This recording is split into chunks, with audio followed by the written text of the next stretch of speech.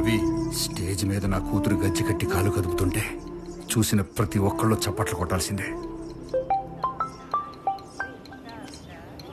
ఏమయ్యా sir, jeep పట్టుకొని వెళ్ళిపోయారు. హోమ్ మినిస్టర్ కాన్వే వచ్చేస్తుంది. వస్తున్నాం సార్. పేరండి. వచ్చేస్తాను. సిఐ గారు, ఫోన్ ఎత్తావు.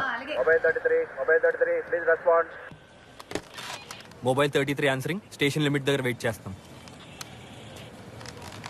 ఈ బై ఎలక్షన్లో రూలింగ్ పార్టీ ఓడిపోతే పార్టీ మొత్తం వీక్ అయిపోద్ది.